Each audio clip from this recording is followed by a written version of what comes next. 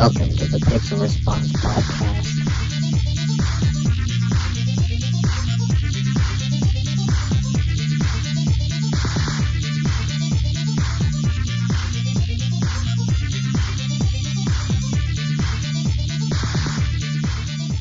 I couldn't hear yours, but that's how it goes on the 161 episode of the Pixel Response, brought to you. Yeah, it's been 2 weeks. Yeah, there was a break week there, due to disease, I guess. I got the chicken pox again, kind of. They call it shingles when that happens, and I just kind of. It's apparently extraordinarily painful, from what other people have told me. Yeah, it's not very fun. I thought I ruined a muscle or something somehow at the outset of it. I'm not really sure how I would have done that, but that was my assumption. And no, it was nerve pain. Clusters of nerves on my chest and back were starting to catch on fire because of this virus. What type of pain is it? How would you describe it? Like, it felt like a pinch, like a muscle pinch, I guess, but like there was no rationale behind it. It was like just kind of there at first anyway. And then it would kind of radiate and like kind of, just flare up over my back area kind of. So the night where it was like, okay, no, something's really bad, it was like I couldn't sleep at all. I was just rolling around and having a bad time. So, and then it was all localized on my left side, just because that's the nerve cluster I got that it happened to. So I was like, I'm having a heart attack or something. Like, we got to go to the hospital. Although actually that must be really scary. It was more Brittany saying that. It's like, you should go to the hospital. It's like, okay, fine. Oh, did you go then? Like Yeah, we went to the emergency room. Emerge, I'm guessing? Yeah. Which the last time I went to there was like I was having a reaction to some medicine. I was getting hives and I was scared. It was terrible. It was just like, I'm just going to leave because this is going to take hours. And like I phoned 811 in the waiting room that time and just left because I told them I'm leaving. But yeah, it seemed like, oh, you're low priority. This time I actually like got in and was in the hospital for like 6 hours. So at least it was real. And it was pretty quick. Like as soon as they saw like the sores on my chest, they're like, oh, you have shingles. And it's like, oh, okay. Well, I've heard of that. At least I know what it is now, and it's not a heart attack or I ruined my shoulder somehow picking up a pen or something. I'm just the worst at rehabbing it or whatever. Like I was like beating myself up a lot the previous week. Like I went to work on Tuesday with like just this thing. I was like, I'm just going to keep moving my arm. Like I must have just been a terrible like posture or something.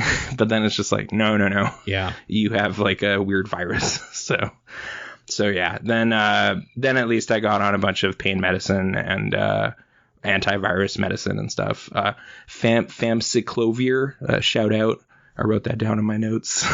That's like the antivirus medicine that was helping out.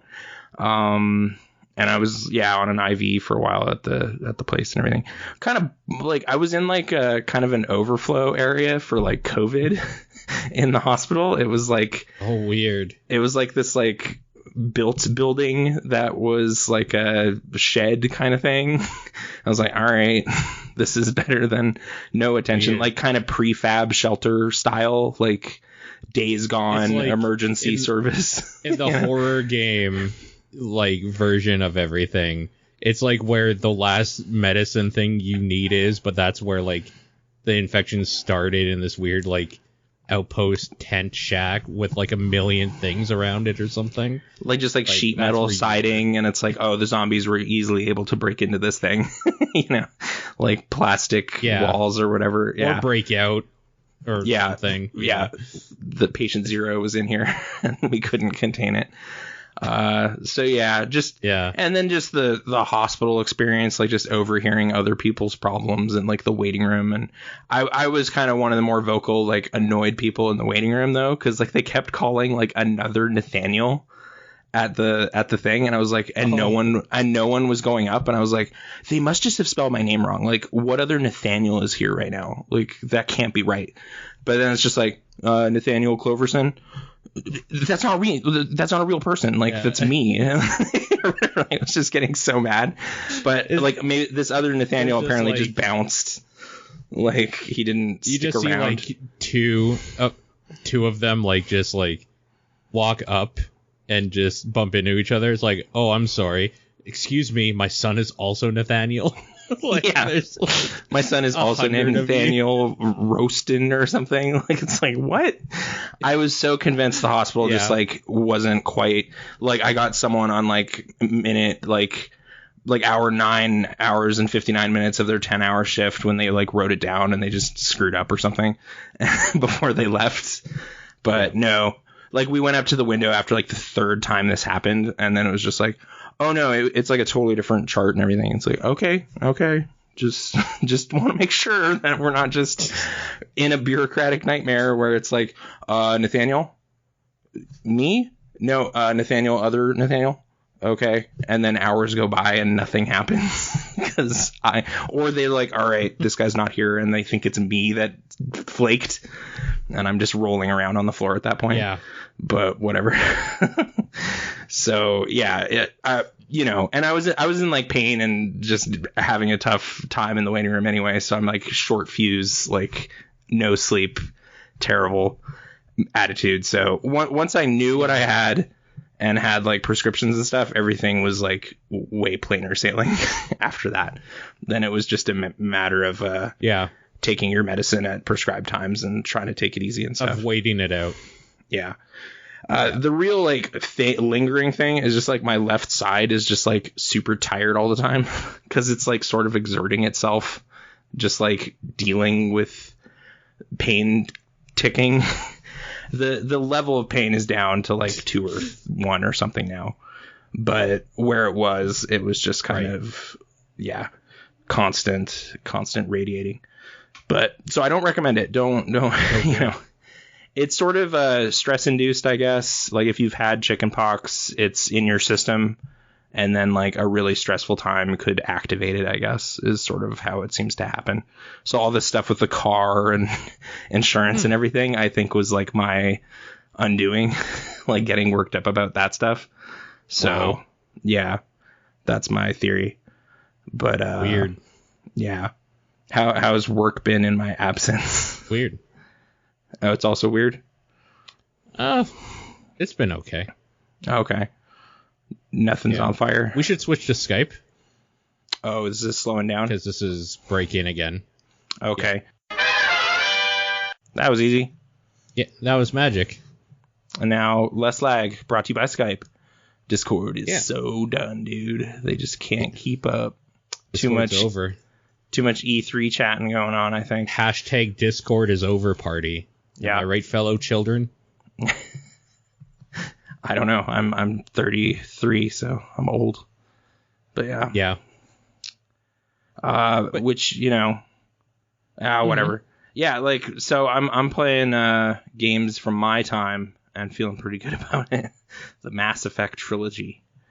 It's nice to dust it off and just feel at home again, Like, sure. It's just, single player games. This is what I understand. But yeah, I finished the first one. Completely. Like, you're done. Yeah, like, I had 2 things that happened. Like, I basically like took the story very seriously and like played through with urgency and like beat Saren, and then went like, all right, time to do some side quests. And then like, no, you fool, you can't load that save. It's just the final boss battle. What? Oh yeah. So I had to like load up from like 2 hours before and then just do a ton of like boring ass Mako missions for like 6 hours. And then go fight Saren again. So it was kind of gross. like, 2007.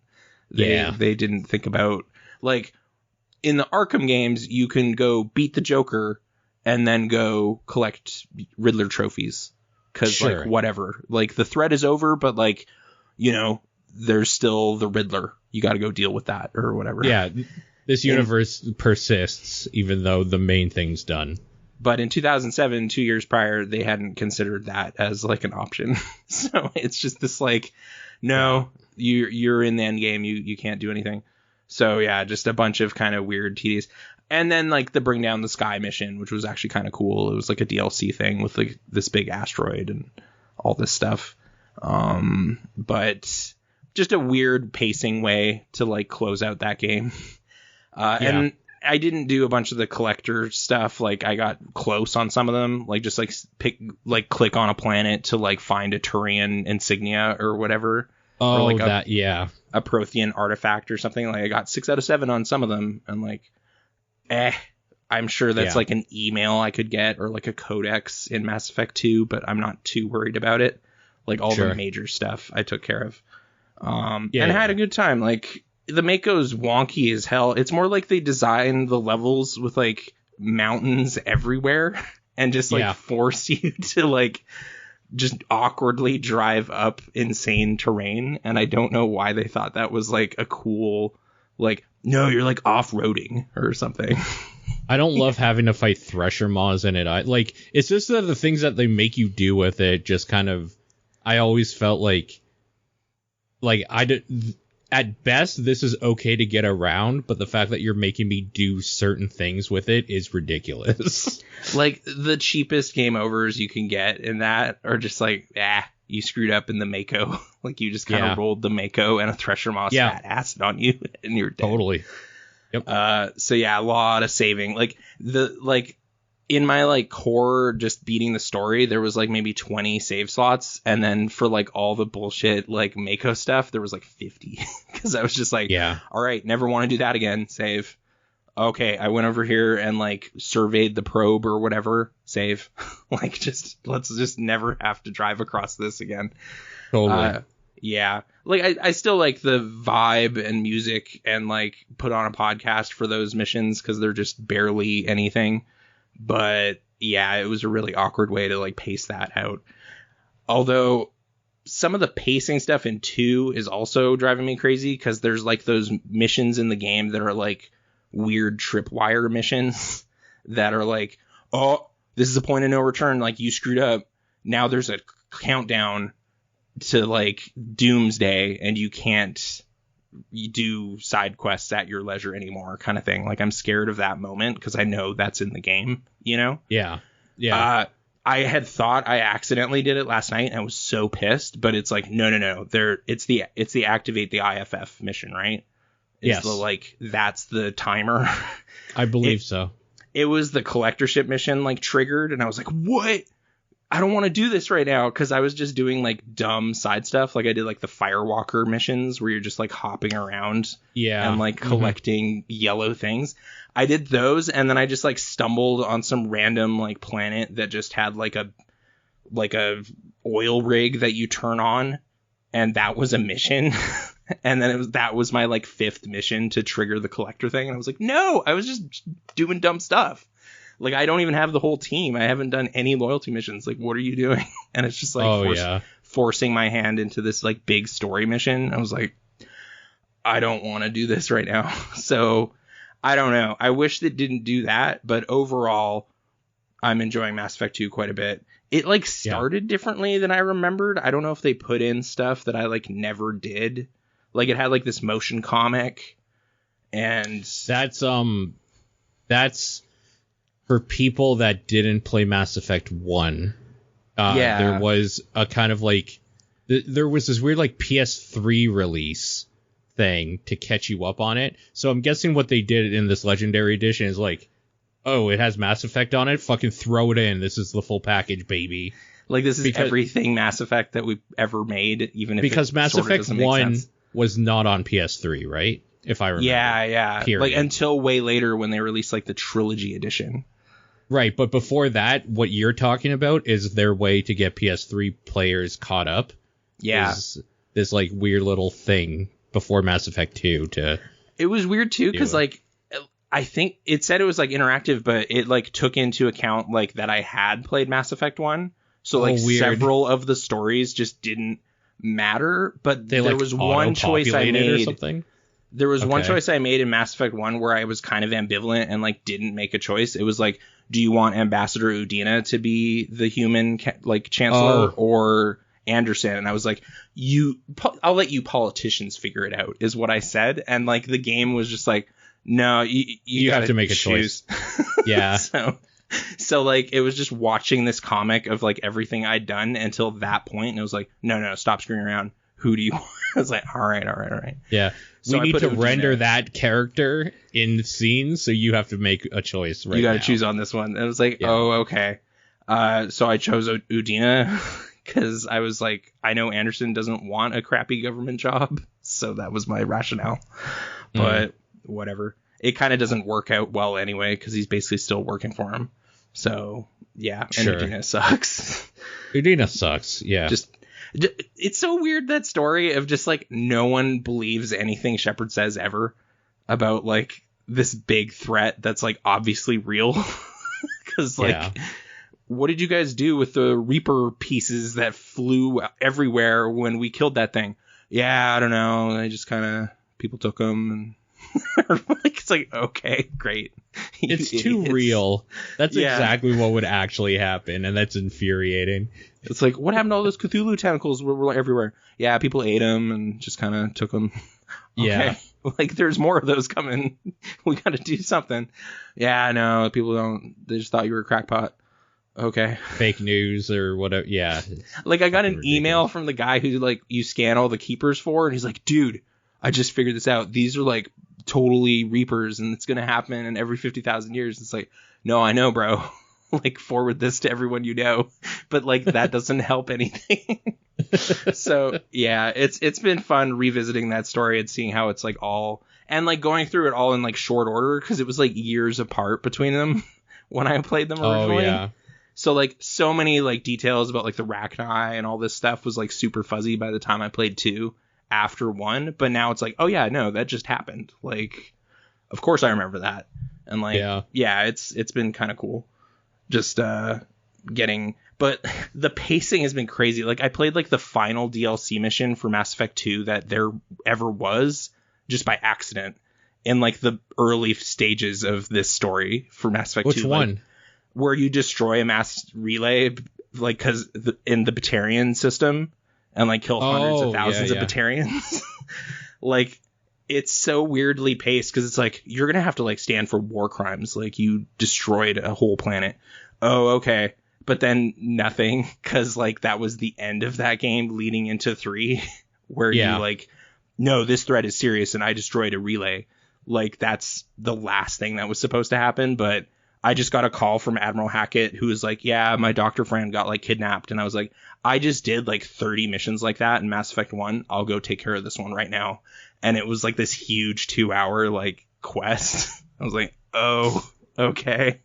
Like, it was, like, you alone, Metal Gear style, going into this base and everything. I was like, oh, I didn't know this was, like, a huge thing. I thought it was, like, pop by a planet, shoot 10 terrorists kind of thing. But nope. So... You know, so good on them, because they made this big, way bigger production thing. Like, Mass Effect 2 is really, like, shining as just, like, bigger, glitzier, shinier Mass Effect. Like, all the polish is on there and everything. Like, I get why it's kind of the standout one. But, yeah, it's just weird, like, jangling up the order of your pacing with open world stuff. But, yeah. Anyway, probably bound to happen when you put a trilogy that was released over like 7 years or 6 or 7 years or something all together into one package to somehow. And it's just like all unlocked. Like, yeah, but like I know like Overlord and Firewalker are like like side stuff, but this wasn't like listed as like crazy big DLC mission. It was just like Admiral Hackett phoned in and I was like, okay. So stumbled into way more than I anticipated. But now I'm doing like get the team loyalty missions, and I'm mindful of that tripwire to like trigger end game stuff that I don't want to do. So I think I'm in a space where I can just like enjoy these quests kind of like TV episodes or something, and just kind of jump in and I swear I'm like doing more upgrades and stuff too than I did before. I think I was like hoarding wealth for no reason the last time I played. Like just not getting upgrades. Like, oh, I got to keep all this platinum. Why? You might have been getting less because now you're doing the DLC stuff. Oh, maybe. But like now I'm actively like going to that terminal and purchasing stuff is all I mean. Whereas I think I was just kind of like collecting tons of minerals for some reason like 10 years ago. Weird. Okay. Yeah. So just I could probably use less, like damage resistance or something. Like just buy that. Yeah. It's 5,000. Hey, this game's actually much funner this time around. I wonder why. Cool. I got a new gun. Like you don't just get those. You have to like find them or buy them. So yeah. It is weird going from like how much inventory and like tweaking and whatever I was doing in one to like, no, there's none of that in this. You have like 3 options. It's like, oh, okay. I guess that's simpler. This pistol just works. I like the inventory stuff in 1. I still kind of do, honestly. Like, it was janky, but I felt like they took away maybe too much from I like that RPG shit, though. Like, it didn't have to be as big as it was in 1, but I think they streamlined it too much as well. They went too far the other way. They definitely stripped it down to like kind of an action game, like just like a Gears of War kind of game, which like it's focused and like there's more like inventive thoughts on like the level design front on 2, like just kind of, this planet, like the sun, it will kill you, and like all this kind of little gimmicks that they come up with, like they're more differentiated. But 1 has more kind of just menus and letting you kind of really get into your squad like outfits and stuff. That it's more RPG-ish. Like yeah, I like that stuff too. So 1 held up better than I thought. Maybe like I really liked the what was it? Exogeny, like that plant, the Taurian creature, like that plant monster that was like corrupting the colonists and everything. Mind control. Yeah, I don't remember it that well. There was a couple quests. Like the one I actually like had a bad time with, just in terms of level design, was Novaria. Like it just had, like it's where the Rachni ultimately is, but there's just like hundreds of doors in that level. Like, it just felt like the most restrained corridor crawl ever, because there's just, like, doors upon doors upon doors. Like, it was like, was this, like, an Unreal Engine problem where they didn't want to, like, render out big areas or something, so they just put more doors in? Like, it just felt crazy how claustrophobic that environment was. So, if there's, like, one set of missions that stood out in a bad way from, like, the core story, it was the Novaria. Like, not the like initial area where you are in, like it's kind of an open like shops and characters and side quests and whatever. That place I actually thought looked awesome because it looks kind of like architecture you see around here in Alberta. Like it's kind of this brutalist, like weird library kind of style. So it's like, it's like I've been in this building. Like there was a certain like Edmonton vibe or something that I was digging. But once you get up into this like research base, it's just like, that was not a fun dungeon, I guess. But anyway, old man reviews Mass Effect again.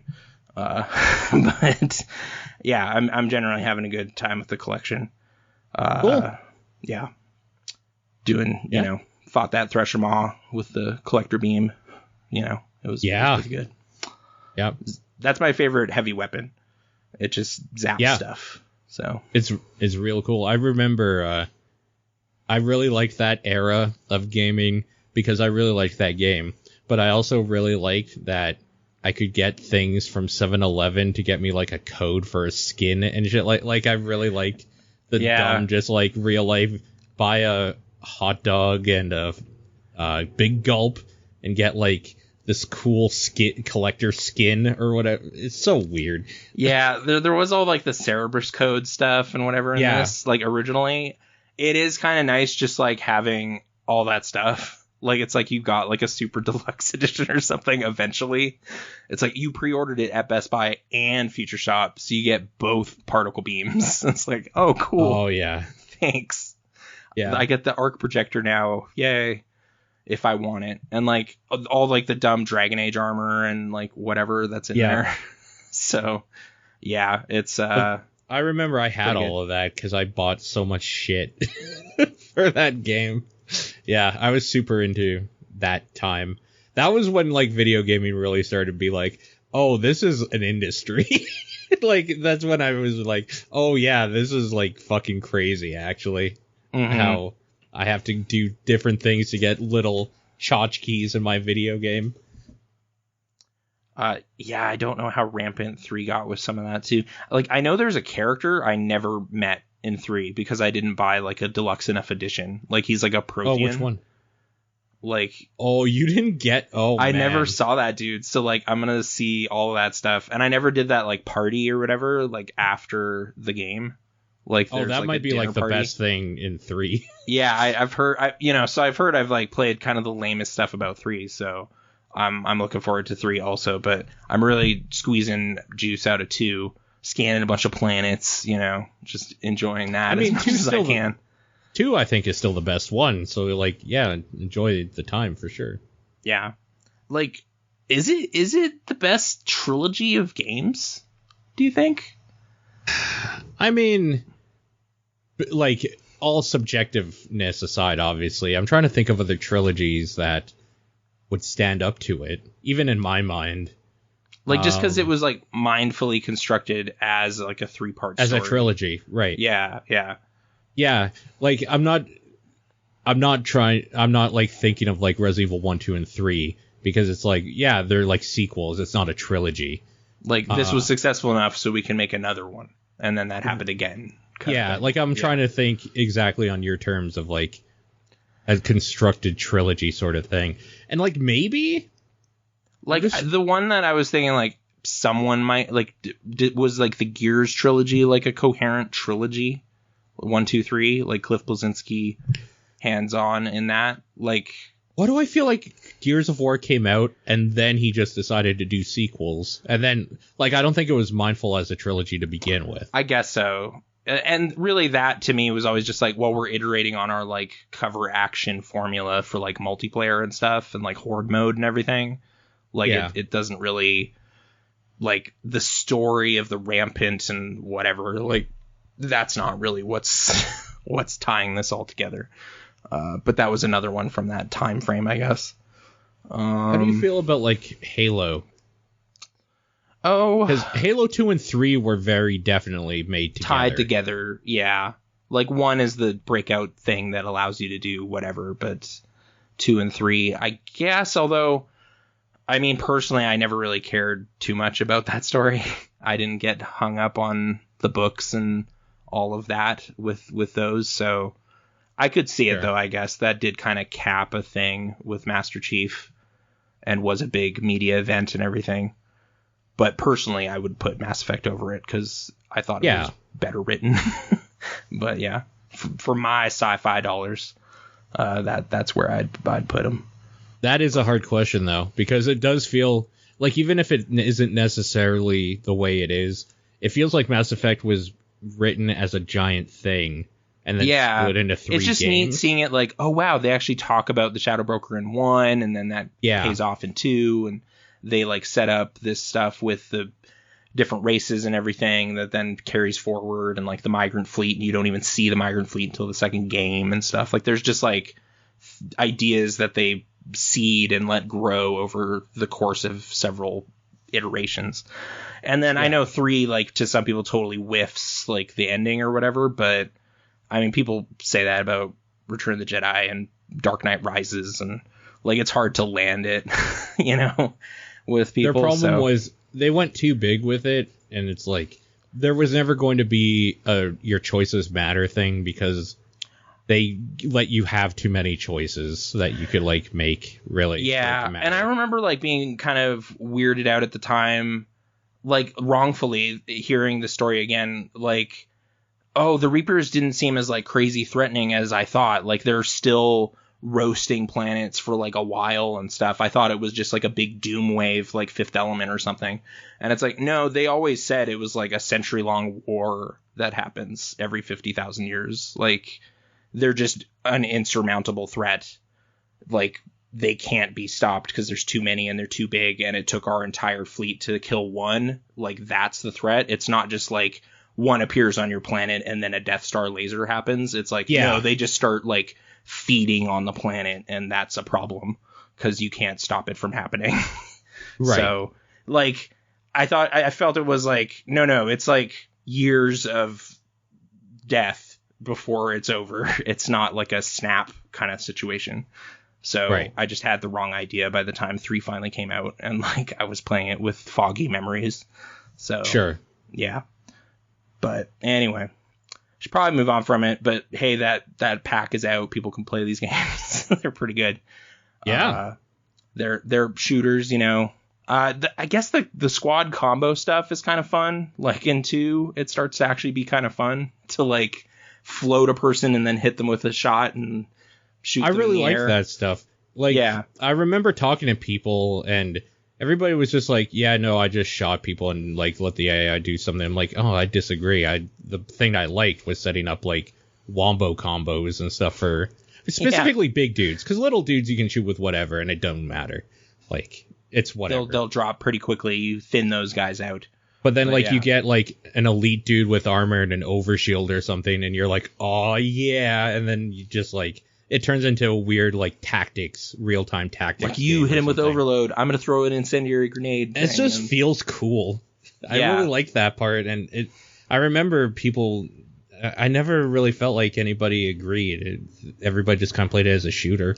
It's like, it's the squad actually feels like kind of important, and like it's pretty easy to wrangle them in a way that was meaningful, you know? So I also was talking to people that weren't playing it on hard difficulties, and I was playing it on the hardest difficulty. And like at some point, if you're not utilizing that, you're probably not playing it on the hardest difficulty. And that's fine. It's just that I'm playing on normal, and then like I was so pissed at this collector mission that I just turned it on easy because I was like, I hate this and I don't want to do this right now. Well, I know that you've played it on the hard. I have, yeah. So yeah, at a point that stuff like demands you think about your abilities and what you're shooting at who, and I like all this. I like that. Yeah. But on normal even, it's like guys are dropping a little quickly. So it's like, well, there was like a Geth Prime there, and we got to hit him a couple times with some stuff, but like it's not gonna drop you, you know. For the record, if I was, and when I eventually do revisit this, I'm playing on normal or easy because I want this story. I've done the hard mode, like I've got the mechanic part out of the way. So like I agree that I would just want to re-see it at like lowest possible barrier of entry. Yeah, I did one on easy. This one I'm doing normal just because like I want a little bit of hiding behind stuff, taking it a little seriously just to keep it grounded or something. But it does stand up to like you can play it on hard difficulties, but you actually have to like think about what you're doing. You have to know what you're getting into. I think it's pretty generous with the checkpoints and the loading you back in and stuff anyway. Even if you were to put it on hard, you'll be dying a lot, but it won't like lose you an hour or something. Sure. So yeah. But yeah. Mass Effect. Edmonton Zone. Yeah. What's been going on great game over in Paul Town? I'm a little mad that I'm still not done it yet, but I'm at the end of NieR. Okay. 100%. Fuck all the side missions in that game for the most part. I think there's maybe like 3 that I was just like, okay, that was kind of fun or cute, or like that gave me something that I feel good about doing it for. The rest of them have just been garbage that get you money. I have a lot of money, I'll say that. Yeah. But do you like grinding breeding for flowers is the worst stuff, or like nah? Well, I'm gonna be doing all of it. Like I assume there's more than one ending. I'm at the end of the first, what would I guess be the first ending, so I'll be going through it however many times it requires me to, I guess. Okay. But if it's like Automata, like the first time is really the one that's like, this is the biggest barrier. The rest is just kind of going through it to see the new stuff. the new end. Yeah, like the lion's share of the game is the first playthrough, and then time. you get like additional wrinkles and things and vantage points and whatever in the subsequent ones. Yeah, yep. Brittany's been playing it. She's pretty far in, I think, but like it's hard to remember exactly. I've been spectating for some of that. And yeah, some frustrating side quests and dumb dungeon stuff and whatever. I was even saying this on TDP. It's like, if you're going to play this game, don't do what I did. Do enough side quests that you're like, yeah, I'm having fun still. Don't go for 100%. It's a waste of time and it'll drive you crazy. It's bad. I got hung up on wanting to like try to get all those 360 achievements back when I was playing it. I still have like 3 or 4 left. Oh man. I think I have to kill a bunch of sheep or something, which I didn't do. But yeah, it's probably best if anything's detracting from your enjoyment, just don't worry about that. Just move forward with the good stuff. Yeah, that game's all about the characters and story, and every time the characters have like a thing, it's fucking great. Every time I'm fighting a boss, it's kind of a neat, weird anime overtone, like music coming in at the right moments, big dumb attack, like all of that stuff is still great. It's just literally those side missions are like from an era that died and should have stayed dead long ago. And they're kind of blandly presented too. Like it's just kind of text on the screen. It's text. And yeah, there's not a lot of flavor that you're missing there. There's voice acting for everything in this version at least, so that's cool. Yeah. So you get a little bit, but yeah. Yeah. Neat game though. Like it's still pretty neat. Yeah. I guess there's some sort of mobile thing coming out, Reincarnation or something. The Japanese apparently they had something in Japan. So this is a re-release of the Japan version we didn't get. They also got this mobile thing apparently back then, I guess, or something like this. And that's what that is. So it's and that makes re-released? sense. Okay. So it just sounds like we're just getting everything Japan got like 10 years ago. So, just a decade late NieR party. That's okay. I mean, yeah. I'm okay with that. I still...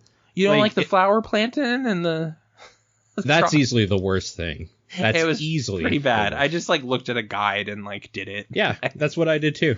Yeah, who wants to puzzle that out? So, yeah. Yeah, it just makes me think... There's like moments that I think about that's like, this was a Nintendo Power game because there's no way you would have known this.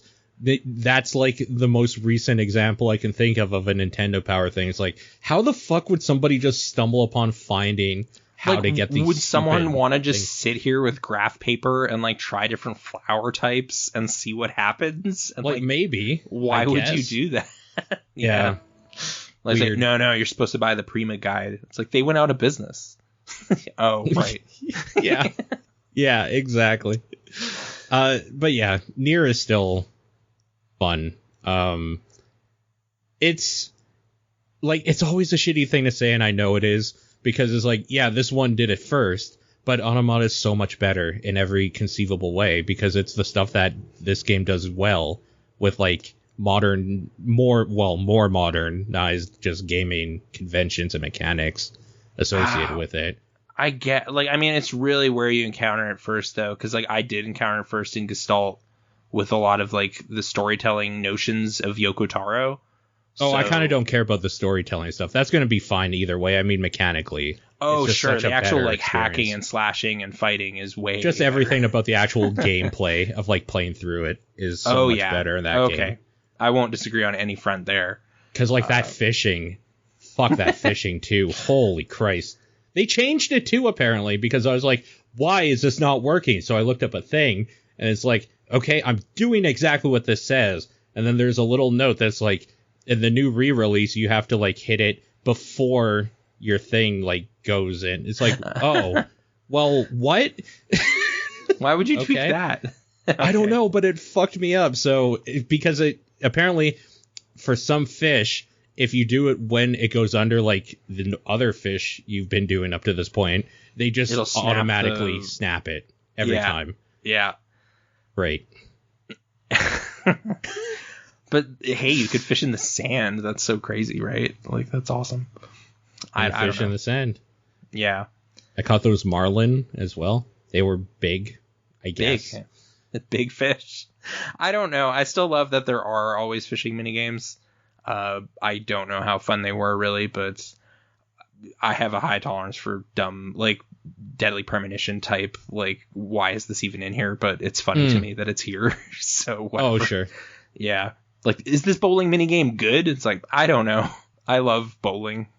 So yeah, different mini games are fine. It's really just the quests specifically that kind of give you nothing, and they are literally like, oh, you just came from I'm trying to think of one of the towns. You just came from Facade. We'll go back and give them this now. It's like, why? It's so, like, those ones that are just literally... It's like, we built, like, 5 areas in this game, so just go between them. Like, just crisscross around. Yeah. Yeah. Yeah, those are the ones specifically that are, like, this is driving me fucking insane.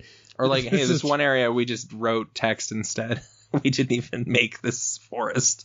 Or whatever. And Yeah. I have a whole bag of problems with that area, but... I also think it's kind of funny. In a lot of ways. Inventive. Like, it's like budget saving or something. It's great. Yeah. Indie filmmaking in games. But yeah. The big problem I have with all of this is that in your log or whatever, it's like incomplete quest, completed quest. And then there's like a section that's like uncompletable quests. And ever since beginning this game, seeing that was a thing. I was like, I have to do every quest before I move on. And that's what's ruined the game for me. Is that I had a quest in Mass Effect 1 that I couldn't complete because it's like, you have fled the Citadel. You can't talk to this guy ever again. And it's like, well, okay. Like, what was it? It's like some old friend of your mom's or something that like is on hard times, like Zabletia or whatever. He was on a mission. It's like you can help him out. And I couldn't go back to like help him out because I had to flee. So yeah. I wonder if I ever even saw that. I never chose like a background where I had parents. I chose a canon where like my mom's still alive. It's weird. Oh, like you can like talk to her. So Commander weird. Shepard's mom is like Hannah Shepard, and she's a captain. So what? Yeah. Oh my god. Right. Yeah. I think I was an orphan before, but now I'm like totally not. I just have a family. So weird. Yeah. I definitely will have to check that out when I go back to that game. I've never seen that, so. Yeah. He's like this homeless guy, and I gave him some money, but then it's like, go talk to your mom and like confirm that he has like a legit backstory. And it's like, okay, you have done that, but like your radio is on the ship and you can't go back on the ship at a point because it's not in your command anymore. Right. So I had to like start a big story thing to get control of my ship again so I could use the radio, and then amazing. Wow. And then there's no going back, so yeah. Is everything okay over there? It sounds like somebody just started drilling into your vault. Thieves are trying to break into my vault, and they're just being pretty brazen about it. Yeah. Keep it down in there, will you? The code is this. Just leave it alone. Yeah, just stop. Yeah, old video games. I don't know. I just wish I was further along in NieR, but life got in the way, so I haven't been able to play it as much as I wanted to. So maybe I think this weekend I can finish playthrough 1, and it also doesn't help that I've been streaming it, so it's like I'm not playing this on my own time. I'm kind of playing it when I feel like I want to be doing a live thing as well. So it's also cut down a lot on a lot of that. Also, that's where one of like my weird pet peeves with that whole forest of myth or whatever comes from. It's that, I have to read out loud now all of this, and that sucks. To the chat, like, yeah, so they can follow. So, like, that's just such a weird niche problem, but it's like this all right, part everybody, sucks. It's story time now. I'll read you what's going on. Yeah. Also, it just like, maybe this is a good problem. I really like Grimoire Vice like a lot. Yeah. So when he's not talking, everybody's asking, "Where's Grimoire Vice?" right now. Where's Poochie? Yeah. Why isn't he on screen? Yeah.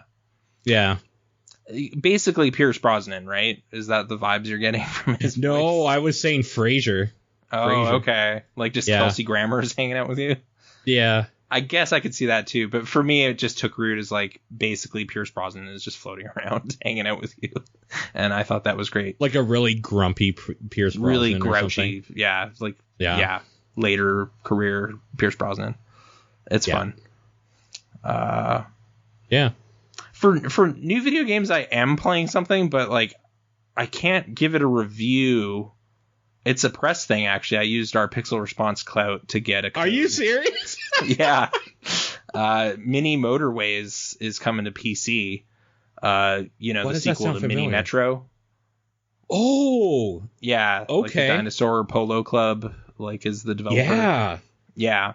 It's pretty fun and pretty charming in like the same ways, and it sort of has like a better logic to it than Metro, because like except I still find the failure states so insanely weird in those games, because it's just like, yeah, this person couldn't get from here to here quickly, so your city has like failed as a city, and you lose, and that's it, Is So, there like- like a weird chaos to it not being like trains though?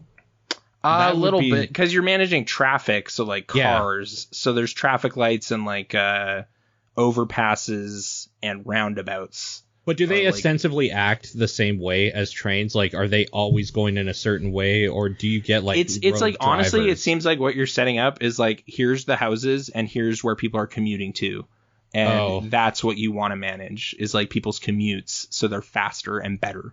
So there's no chaos AI that's just like, I'm going to drive on the other side of the road for a while or anything. No, that. like no one's Okay. crashing their cars or anything. Okay, like okay. they're very robot cars, and they can handle a roundabout very sensibly.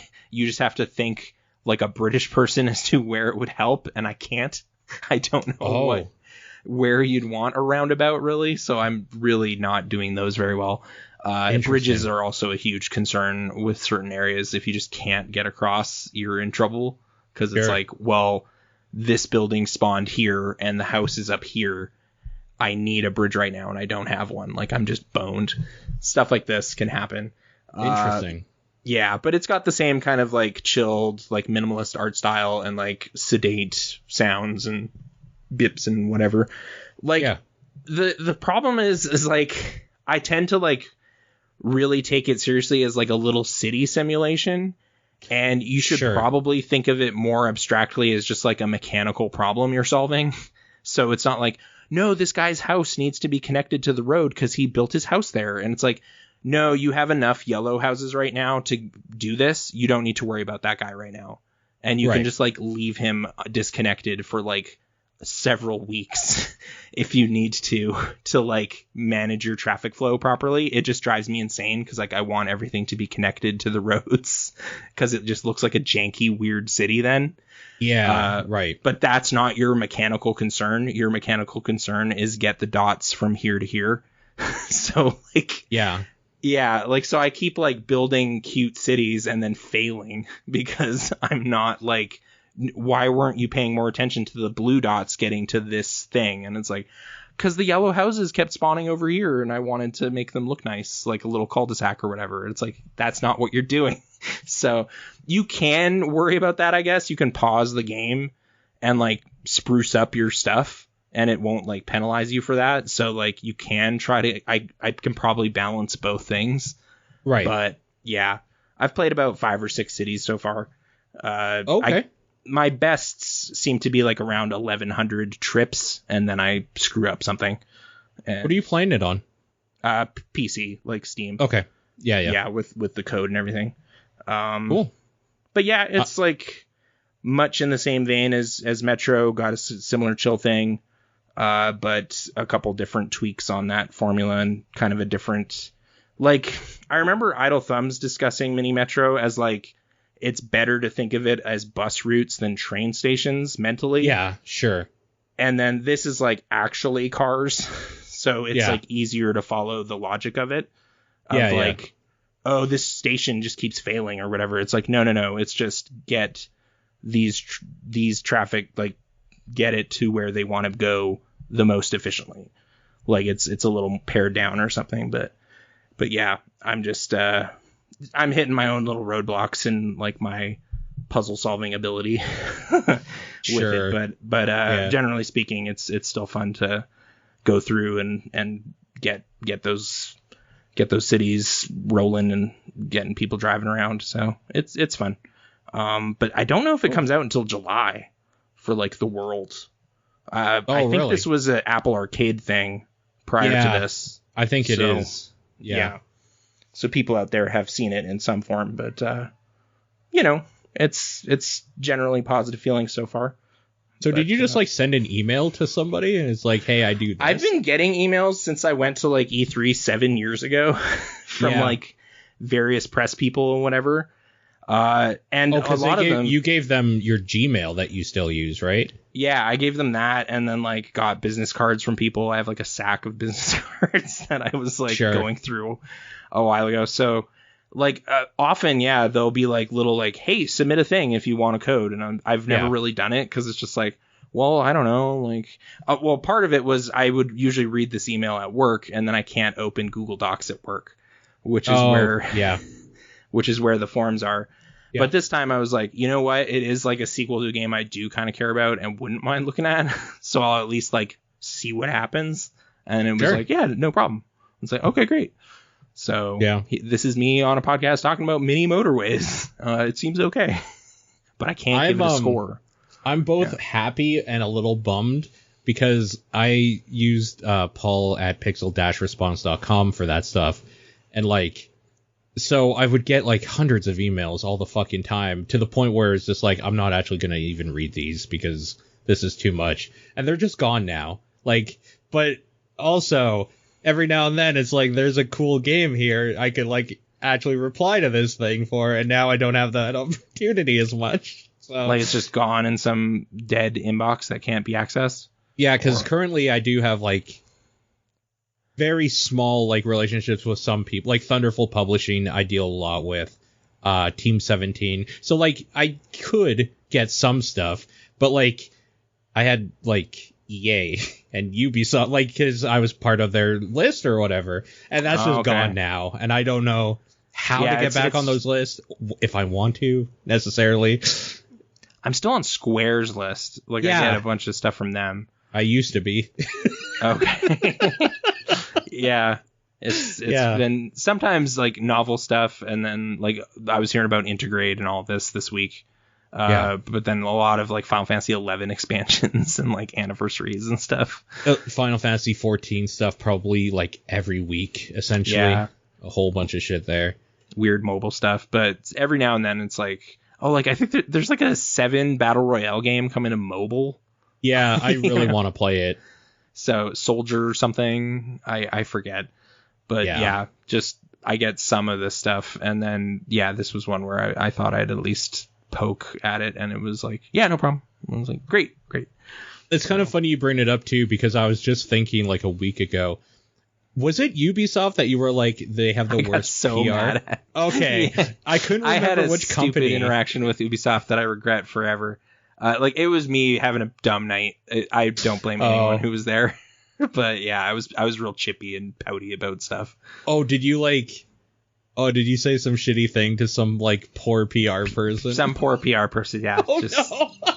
So I burned that, whatever it was, rope bridge or whatever. So yeah. Oh, that's funny. I was thinking about that the other day on the drive home from work, and I was like, I think it was Ubisoft. I think so. And I was like, I'll ask him, and that we didn't end up doing a show last week. But I'm glad I was able to. No, you were remember correct. That. I did get weird and pissy at Ubisoft one time. Do you remember why? Or is this something we shouldn't talk about like on a recording? No, I don't remember. Essentially, I just was like, hey, people can get free games. Why can't we get free games? And I was like trying to make that happen. And it was just like, all right, just send us your metrics and like whatever. And I was like, I was like, no, that's a reasonable question. That's not just like, it was like, no, make with the free stuff. Oh, really? Oh, okay. I would have given you the metrics. Yeah, I don't know. It was just like, I just want this now. Yeah, okay. Like, I was really dumb. Was this around the time of I think it must have been when Rayman? I first like successfully got to go to E3. So then I was like, oh, if we can go to E3, we should be getting free shit. Like, come on. We're at the biggest show in the world, you guys. There's some like real. There's some like entitlement. To be fair, I think you went with TDP. The first year I did for sure, yeah. Yeah. Yeah. One of the years I was off, like, they gave me the email that's like, claim tickets or whatever, and I could have, but like I couldn't afford to go to LA for, like, I couldn't afford it. So totally I was just reasonable. like, I can't. Or you could be in like a terrible hospice or like sleeping on the floor. I feel really bad that I didn't do that too, because that was like literally the last year before they opened it up to like anybody with a YouTube channel can come in. That was like the last press year. Yeah. Yeah. I should have done it, but it was still fun. Whatever. Like, it was still like a fun show. I had credit card debt for a while after the second one. Sure. Yeah. But it was still like a generally fun thing. But yeah, I got big headed really quick because I was like, wait a minute. Like, if I can get into the Xbox like conference, you should be sending me free games and thanking me for it. Thank you very much. And got real shitty. That's really funny. Okay. It's like, I mean, you're lucky I'm even looking at this year's Assassin's Creed for you, because you clearly aren't trying. Like, stuff like that. Yeah, because nobody else will. Like, I might play Revelations maybe if you send one to me. You know, just getting it could have helped. Revelations did not do well for them, so it might have helped. This was the headspace I was in. So yeah. That's funny. I do kind of miss that era. Like, it's weird to think about, like, we never were hitting like huge numbers or anything, but like, we popped up on Google if you looked up certain, like, there wasn't no traffic going to that site at some point. Mm-hmm. It's kind of a shame that things went the way they did and how easily your footprint on the internet can go away from just like even a month of like inactivity. It's fucking crazy. Oh well. That's the internet. It's kind of too bad too, because that's what I do miss about. I have this stack of magazines right here, and at any point I can open it and remember what some dipshit from 1996 said about a thing. And like, for a while there, you couldn't see what I wrote about a thing a week ago because Google decided that we weren't like part of the SEO because we lost the main like site name. It's weird how like easily things can just be kind of gone. Are all these like movie reviews I did for this like local paper or just like dust now, or like paper? I somewhere? remember the. Yeah. Didn't you do like Hobo with a shotgun? Because we went to that showing together, I think. Yeah, I reviewed that. You did an article about a film festival and stuff. Like, unless my mom clipped those, they're just gone. Yeah, Beetroot. I thought they had like an online archive that they like maintained, but they past don't? a certain like back issue date, they just don't. So it's like, oh, okay, cool. Well, I remember that happening. So. It's so weird. Like, how are people in 20 years going to remember the forgotten treasure of 2021? The box of the magazines in the bathroom. That's the only way. Yeah. That's how they got to do it. I do have some forgotten treasures from magazines to look at this week. Just 3. I think that's the good number. I'm going to continue with that. Starting with a Smash Brothers clone. Okay. Onimusha Blade Warriors. Yeah. Mm-hmm. Did you play this one, or? I never played the clone. Oh, okay. No. Jeff Gerstmann describes it as kind of a Smash Brothers like game. He doesn't love Smash Brothers as a dude, so he gave this a 6.6. He mostly focuses on just them translating this action adventure franchise into this kind of simplified fighter, and I guess the character models weren't really that sharp, and I don't know. It could have been better, but it sounds like it could have been fun with 4 dudes just hacking and slashing. And, you know, on a PS2, there wasn't any Smash Brothers equivalent to my knowledge, like that I Yeah. could think of. Like until PlayStation All-Stars, there wasn't really an expressly Smash Brothers clone that I can think of, right? I think there wasn't in the indie scene, but I don't know if we're counting that necessarily. That would have still been after Blade Warriors, for what that's worth. Yeah. This was 2003, 4. Like this was a while ago. 2003. Yeah, I just looked it up here. Yeah, no, I never played. I did like Onimusha, like that series, because it was essentially what a weird series, right? Like, I mean, it's Resident Evil in Japan with demons. And then you hold that button to like suck up the souls. It's kind of cool thing. I definitely played at least one or two of those. I think I played the third one because Jean Reno was in it. I like them. They're not great though. Yeah, I don't know how they hold up really. They still have like the fixed cameras and they're sort of hack and slash like a Devil May Cry, but not as smooth combos and everything. I don't know. Really slickly rendered like cutscenes at the time. Like just crazy battles with like Nobunaga's armies and flying ships and demons and everything. But yeah, this is more light fare, I guess, just hacking and slashing your buddies. And then some half-hearted story mode where you fight a bunch of dudes as the different characters. But that's in keeping with Smash Brothers, I guess. But yeah.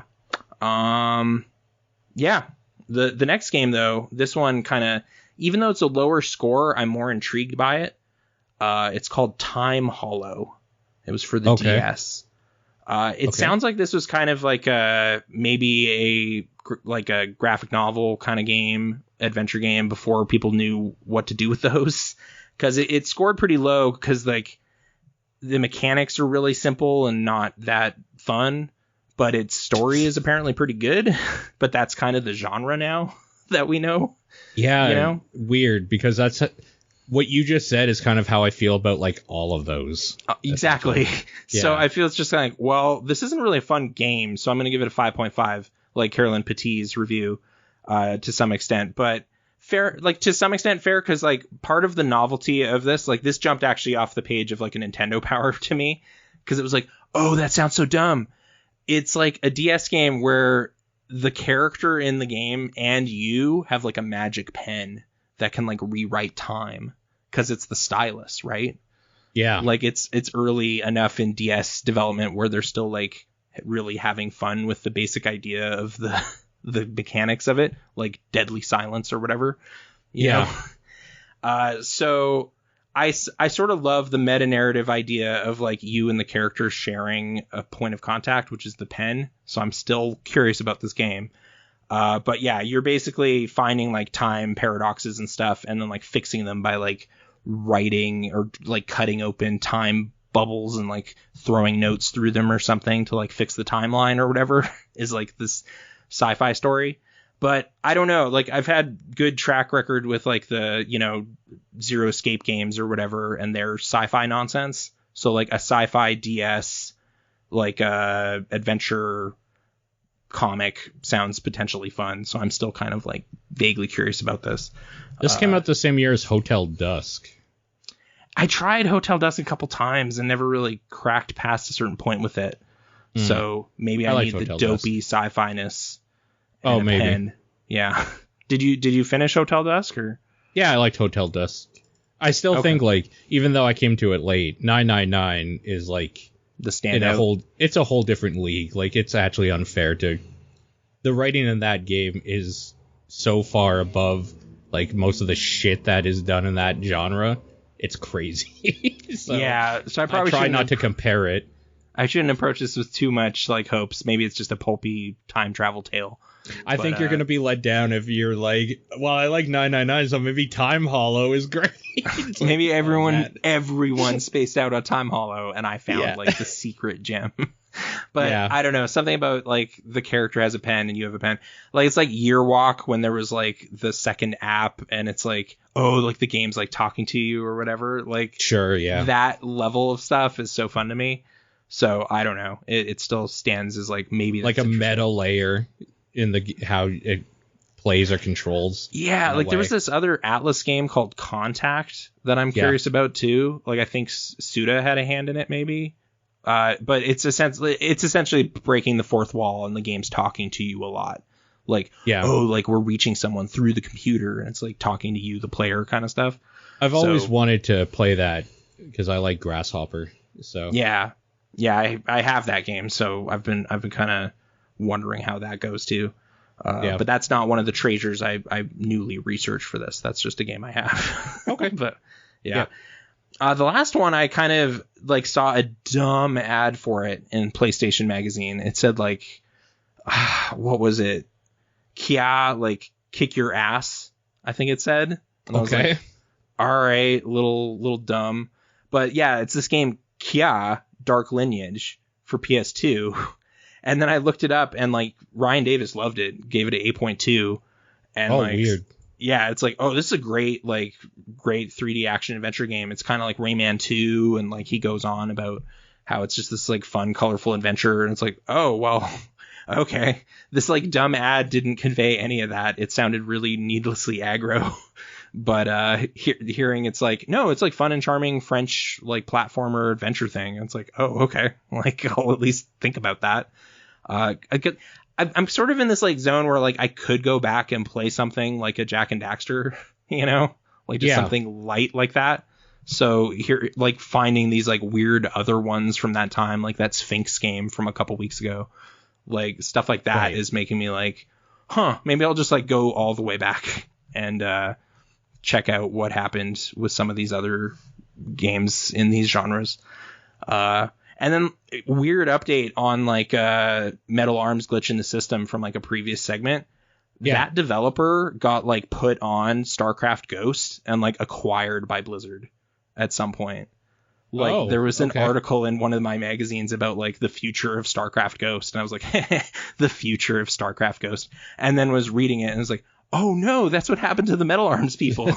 Like, where did they go? Oh man. Yeah, like their 3D action skills got put on this like doomed project, and then what happened? Like, did they just get absorbed into Activision or what? So, I don't know. Probably, right? Yeah, I would assume. Holy crap. Old news update from magazines I have. That's what happened to those people. So yeah, the StarCraft Ghost. I hope it's good. It's gonna come out one day. Still waiting for it. Just some source code still real to me. Yeah, exactly. Yeah, Archive of Our Own or something just has it, or archive.org. It's different. It's different stuff. Although, yeah, I kind of briefly want to talk about like, I'll just mention that it exists. I guess there's a cut of the Super Mario Brothers movie with more footage. Yeah, that just got put out, and we watched it. Oh, you watched it? Okay. Yeah, some good stuff in there. Okay, I'll have to do that. There's also this is old news actually, but I recently just acquired it. There was a fan of the movie Book of Shadows, Blair Witch 2, did the recut that the director said he originally wanted and envisioned. Yeah. So he released that, and I've been meaning to watch that for a while again, because I kind of liked that movie back when I saw it. And then I realized the reason I liked that movie is because I didn't remember all of the shit that the director said he had to put in because the studio made him do it. And and then like as I was reliving those scenes, I was like, oh yeah, this is terrible, because I only remembered like certain standout moments. It was like, oh okay. So apparently, what happened with that movie is it's supposed to be kind of like this weird slow burn psychological, like you don't really know what the fuck's going on, but the studio's like, no, people are retarded, so you have to do these explaining scenes, and all of those ruin the momentum and pacing of that movie so bad that I didn't even realize. So I've been meaning to like see this actual director's cut that like he said in an interview was originally what he envisioned, and some random fan was like, yeah, I'll do that, and then he did. He cut it together like that. So I've been meaning to go back in that, and this Mario thing sounds like I just need to have like a movie night where it's like, the reimaginings of Mad Men, essentially. Like, I think to some extent they're trying to capture the vision of like Jankel or whatever, like the director, because there's like no Dan Castellaneta like narration at the beginning anymore, and it's a little more like serious in tone as a result. Sure. In a weird way, which you don't need, but it's sort of funny to see. Yeah. And there was little bits throughout where I was like, did this happen? Like, I don't know. Like, sometimes it's expressly clear this is new footage because there's like numbers on the screen and it's like some videotape, you know? Yeah, like the cutting room floor stuff is still or like car chases are like way longer. Like, there's just Sure. way more to these car chases, and you're just like, dude, they shot all these crazy car stunts and then just cut them out. Like, that was a big thing they just didn't have in the movie. And their like signature handshake, I swear, is like downplayed somehow, because like I remember it so vividly as like a thing they do all the time, and it's like barely in this movie. They do it like 2 times with no fanfare. So I don't know. It was neat seeing like different wrinkles in this movie though, like after seeing it a bunch of times the normal way. So it worth checking out if you care about that thing. I'm definitely gonna check that out. That sounds great. Or what you were describing sounded like Dark City or something, where they're just like, people are dumb, so we're just going to like have Kiefer Sutherland tell you exactly what's happening, and it'll ruin everything about the conceit. It's actually almost exactly like that. It's almost the same thing. That's gross, yeah. Like, it's not even so don't get me wrong. Book of Shadows has problems with it, but it's still like a pretty fun, like, weird, what the fuck is going on with these teenagers in the woods type thing. That has a lot of issues that I found out. Like, this isn't new, by the way. Apparently this stuff happened in like 2016 or something. Like, people put this together. Oh, this cut has been sitting around for a little bit? Okay. Yeah, I just found out about it recently. But like, yeah, I don't know. I think this is all because of the Zack Snyder thing of just like, people are saying like, oh yeah, this is actually supposed to be different. Here's how it should be. And then the internet, being who they are, will either put that together themselves or they'll demand it, a recut or whatever. Which, I mean, I guess one of the early examples of that happening was like Blade Runner, like just kind of working itself out with like a director's cut and the assembly cut and all these cuts that fixed it and restored it to glory over the decade after or whatever. But did you hear about them actually right after the Zack Snyder cut came out? The director for Mrs. Doubtfire said that he has a director's cut he wants like to put out. Like an R-rated cut? Yeah. Yeah. No, I believe that. I believe there's a lot of Robin Williams. It's Robin Williams. Stuff. Yeah. For sure. That could spruce up that movie. We watched that movie again. It's just like, man, there's just some corn in here. Like, this is just such a cheesy movie. I like that movie. I still like a lot about it, but it's like 1993 somehow. Like, I don't know what that means, but it is very like timestamp something. Totally. Like, Harvey Firestein's great though. Love listening to that dude talk. Yeah. But whatever. I have one thing I want to bring up and just see what you think about it, because you're like the only person I can talk to about it. Vinny Caravella came back with a new project with his buddies called Nextlander, and the next day Giant Bomb came out with this thing saying they're basically going to be GameSpot again, essentially. I didn't get the other half of the story. Like, I wasn't paying attention to what Giant Bomb was doing. So Giant Bomb is doing this whole like new wave of whatever, where they're just getting whoever basically from GameSpot or that they know wants to do a thing on their site. They're going to let them just do a thing on their site, which to me just means Giant Bomb is just going to be the personality side of GameSpot now, essentially. And, okay. And like a little more freewheeling and less structured than GameSpot. I think so, yeah. And like more power to them. That's not at all what I want from either GameSpot or Giant Bomb. Well, it sounds kind of like Freelance City or something, which I don't know that I care for. You know? Yeah, I don't want any of that. So more power to them. That's fine. I'm never going to that site again, I guess. Like, if there's something cool, I'm sure I'll get the podcast or the video. That's neat. I'll watch it and then be like, that's neat. I just won't support them anymore. What I found interesting was that I was kind of under the impression those guys left because they were just kind of sick of the shtick. And I was so wrong, because it seems like the reason they left is because they wanted to go back to the roots of what Giant Bomb used to be, where they're just doing shit and hoping people might pay for it, which is weird to me. Yeah, like they're throwing back to that indie, like, basement day stuff we were reminiscing about, kind of, which is neat, I guess. I was not thinking that was where they were going at all. I thought they were going to get boring jobs, you know? So, yeah. Where it's like, no, we're doing startup again. It was like, wow, in 2021?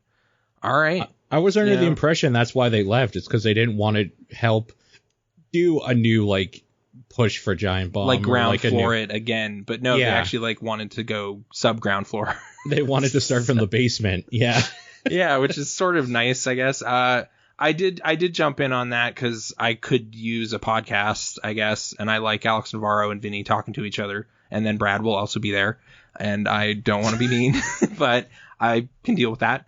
Brad is okay. He's okay. I've been okay with Brad this whole time. He's specifically okay when he's not leading something. Sure. He's a good side mouthpiece for stuff. Mm-hmm. He says in this very first episode thing too, like that he does care about frame rate and draw distances and all these things. It's like, I know, that's why I don't really love like this coverage, because it's like very tech focused in ways that's not what I'm looking for in video game reviews, I guess, but whatever. Like the search for the perfect game graphically or something, or mechanically. Oh yeah, that stuff is weird to me, but I never got on like the Dota or StarCraft 2 trains, and that's like most of his life the past decade, so I don't respond to that. But I don't agree with the thing that story matters the most, though, like Vinny does. I think that's bullshit, but I mean, but I'm enjoying this Mass Effect 2, and that's like his favorite game ever. So yeah, I don't know. There's like obviously should be a marriage between the two. Like going too far in the technical or too on the like narrative side is not my style. So maybe finding that harmony, yeah, maybe Alex is the chosen one after all, since apparently he's in the middle somewhere. Really enjoyed that Automata, so put who didn't? That at number one. I don't know. But yeah, no, it's I hope I can figure a way to just get that podcast on my phone so I can listen to it when I drive to work, because that's what I want. I got to figure out RSSs and everything, because I'm like a Patreon person, so like I have the access to the whatever, but can I just get that on my Google Podcasts or Spotify or whatever, or no? Yeah, I'm currently not paying for it because I don't know what they're doing. Like, I kind of want to see. It's really early. I just wanted to like listen to this podcast, so the podcast is free. You don't have to join up. You just get it earlier. But sure.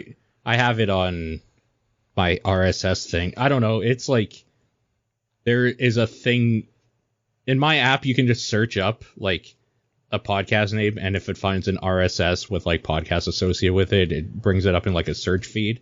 But there is like a feed for it, obviously, so I could probably find and give you that. I guess I can just look at it for a few minutes and figure it out. It's just it's been like really easy to just find big giant podcasts and find episodes I care about. Yeah. But thus far, being like, no, you're part of like an exclusive. You get like, even with Giant Bomb Premium and stuff, I was never like sure how I would go about getting like a hotspot. I downloaded those podcasts off the site because I also didn't know. Yeah. So just a little old man podcast headache over here about how to deal with that for the next level, the next landers. But I still don't like that name, but whatever.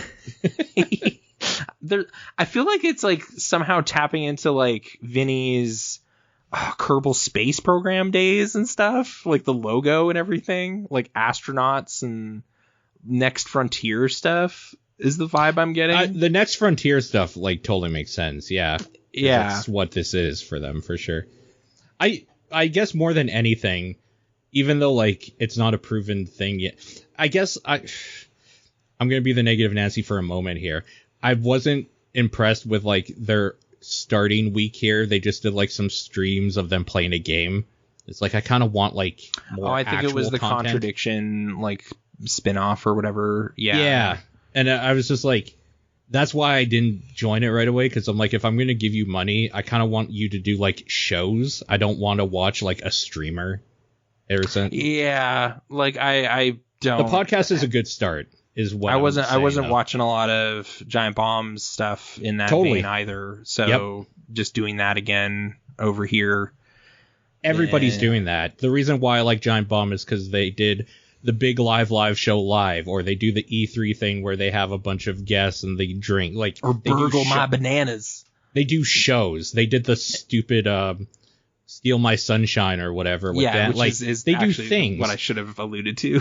I don't want I enjoyed them Mario sitting Party. I thought those were fun. I watched all of those. Still kind of a show. Like, I just don't want them sitting around playing video games and like chatting over them, because it's what everybody does. That's not a special thing. Even like the Let's Play stuff Giant Bomb was doing, I just don't think I enjoy that as like a type of show. Like, I'm too hands-on of a gaming person. No matter what it is, I would rather be playing it at a point if I'm intrigued sufficiently. So, like, you know, Alex Navarro played through all of Mass Effect. I would never watch that ever. I would just play Mass Effect. So I don't need that. The good ground they made up with that is, I really liked Breaking Brad, where it's just like Brad is doing stuff that he can't do. Let's see if he like gets it. It just like he's playing this mission on the hardest difficulty. The one I remember was like this, Modern Warfare 2 level, like with the hostages. The plane, yeah. And then, so finding like other just things that have vexed Brad for many years and just like to solve them, forcing him to do it on camera every week until he does it. Like, I like that. The Lantern Run of just them like trying to get this thing done together. Like, I like those things where it's like, we have a goal and we're gonna like go for an hour or two. If we don't hit it, then we'll do it next week. If we hit it, we're done. And I like that. Okay. Or the game room quick looks. I really like the game room quick looks, but like, I don't want to just see them do Let's Plays. I don't want to see them stream games. The fact Nextlanders podcast is like exactly the basic that I want. If they're going to do more, I will happily give them money for it, but I want to see what that more is. I just don't want it to be like I'm not going to subscribe to them on Twitch. I will give them money on Patreon if they do like some cool stuff, though. That's cool. I'm down. Mm-hmm. Yeah, that's kind of just where I am with it, but I was like reshuffling my Patreon dollars anyway, so it was just kind of like, you know what, sure, like I'll take a look at this. But I'm sure they'll do stuff. They don't seem to be the type that are just like, we're going to play a video game and talk over it, and that's the content, give us money. Like, Vinny's a production guy. Like, they want to do, I'm sure, things. So. Mm-hmm. So yeah, no, I'm optimistic, I guess. I was a surprise too. Didn't know that was where any of their heads were at. So interesting. I know you don't have Jeff Bakalar. I know. Which, Your beast. I don't know where they're at with him though. Like, if he's going to start guessing on a bunch of stuff over there, and I'll be like, oh no. I would assume. So the thing that came up in my mind immediately is when they announced this thing on Twitter, like, everybody in the industry was like, congrats, or like, hey, good job, or blah blah blah, except Gerstmann. And it was like, I think there's bad blood there, and like, sure, like, somehow, why wouldn't there be? They kind of abandoned him, and like, they kind of need them like for this big change that they're doing. And I'm sure there's like a weird feeling, even if it wasn't, which I'm sure it wasn't.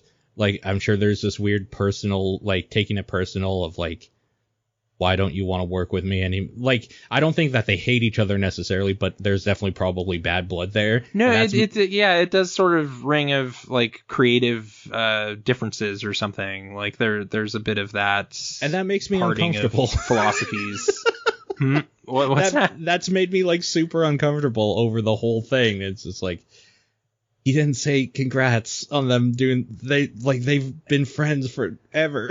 That's real weird to me. And now, like, the next day, they're like, we're doing this thing where, I don't know, I guess this dude from GameSpot I never heard of is going to get a cooking show or something. Like, I don't know. They're doing a bunch of shit like that.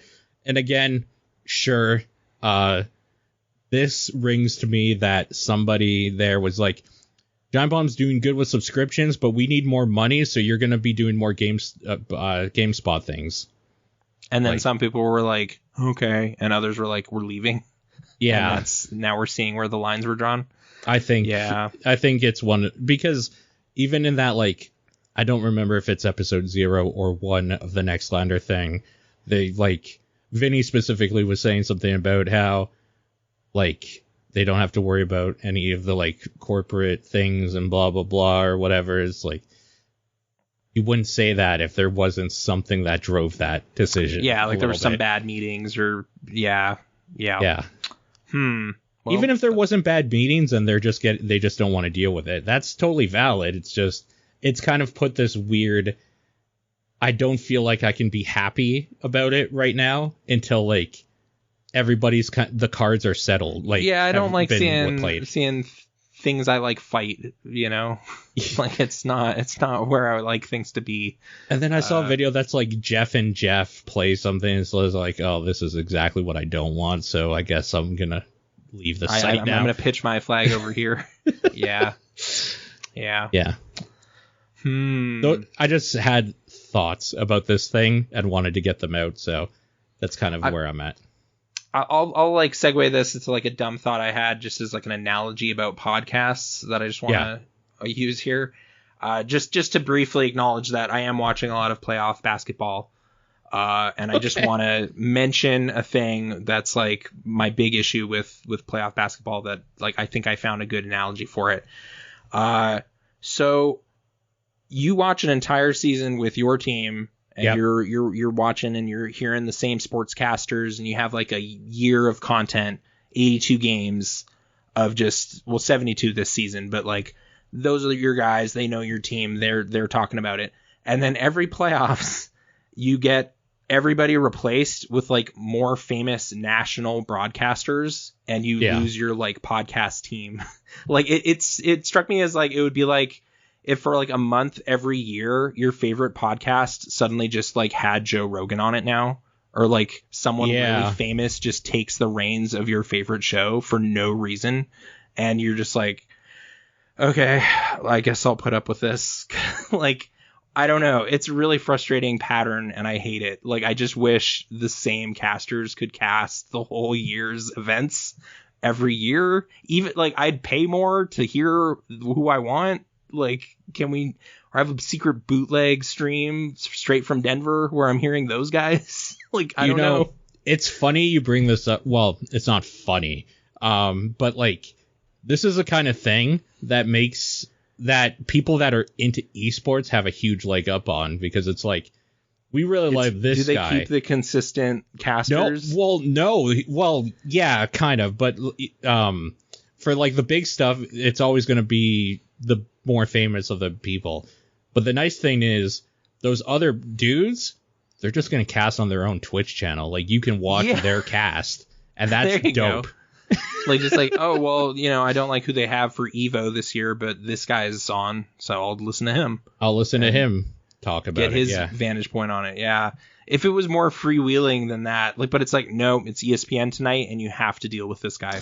Yeah. Oh, like, so I'll just like if it's especially obnoxious, I'll like just put music on or something. Like, I just want to see these guys hoop. I hate this guy. Don't want to hear him talk. Like, just Marv Albert, just die. Come on. But whatever. It's apparently his last playoffs ever. So hopefully that holds true. He'll be done. There's like 4 or 5 of them, though. It's just, I don't care who it is. It's when it hits like national level that they just don't know as much about the season's events. But they're still the ones talking about it because it's big ticket like viewers now because it's the final stuff. So they just get to step over everyone and ruin it. So, sports. I don't know. Sure. But yeah, just the idea that like you tune into Nextlander and it's like nobody you want to hear is on it for some reason because it's sweeps week. You know? Yeah, we got all this stunt casting. I get the distinct feeling that's Actually, you know who did this? Do you remember G4? Yeah. They would always do this shit where it's just like Olivia Munn or Kevin or whoever for Attack of the Show is gone this week. So this random dude, like Chris Hardwick is the host now, is like, change. Don't want to watch this. No, I thought you were saying there was like an Evo event where Sessler did like the finals and he doesn't know what he's talking about. Oh, like for Street Fighter or whatever. Yeah. There was like, it feels like there was a period of time in that like weird 2000, I don't know, 2 to like 2010 period where it's like, gaming is big. We want in on the pie, but we only have 5 people hired at this network. So they're going to have to cover for each other doing everything, even if they don't know anything. It's like, It was kind of like that, where it's just like, I guess I'm casting this now. I'm the fighting game expert today. Here I am, because I'm on TV. I'm famous enough. And it's like, you're ruining the finals, dude. Like, you don't know what you're saying. That's not, yeah. I mean, hell, you're the Halo guy on TDP still, so. What? You're the Halo guy for TDP. I don't know. I've still got the most Halo under my belt. I don't know. I think you've played Halo first, though, or talked about it, so. Okay. People still Halo remember. Expert. Yeah. This guy. There you are. I still got the Slurpee cup in my, well, it's not in my car. It's in a box of stuff for my car. But yeah. For your car? Well, just for scooping stuff. Oh, like from your old car. Yeah. Oh, I see. Sure. It's like a toolbox. Anyway. Do you want to end with one question? Oh, I have like 3 more notes here, really. But, okay, let's go. I didn't know if you had more. Sorry, yeah. Don't want to wind down too fast, because speaking of podcasts, I'm also on a movie podcast called OK Video. It's a Calgary-flavored video movie thing, nostalgia. We're looking at superior sequels. This week's topic is going to be Scream 2, Timothy Oliphant's famous movie where he's in it with his crazy hair. Amos? And what? Yeah, his breakout role. No, I don't know. That might have been Go or something, actually. Oh, yeah, maybe. Yeah. But anyway, Scream 2, Wes Craven, Kevin Williamson wrote it. Do you feel that's a solid sequel, or what are your reminiscences of the second Scream film? It was a big hit. Like, it pretty much made exactly as much money. I mean, I really liked Scream 2, but like, Scream 2 to me is like, to Scream is like Scary Movie to the Scream series. It's like it's where it's starting to get goofy with it. Scream was always like kind of a satire / parody of like that type, like an 80s slasher, but kind of done more modern, with winking a lot, fourth wall, winking, like, meta, like sexy teens or whatever. I don't know. Yeah. Scream 2 is definitely like, oh yeah, we're doing more of that, like winking than before. And yeah. And that's we're gonna fine. wink a few more times a minute than we did last time. It gets a little annoying in some spots. I feel past 2 is where it really goes over the line, with 3 anyway. It goes so fucking stupid after 2. Yeah. Yeah. I did like 4, but they gave it like a decade to settle down before they tried to revisit it. Didn't 4 have Jay and Silent Bob in it? No, 3 had Jay and Silent Bob in it. Okay. Like, in character. Like, I don't even know what was happening with that movie.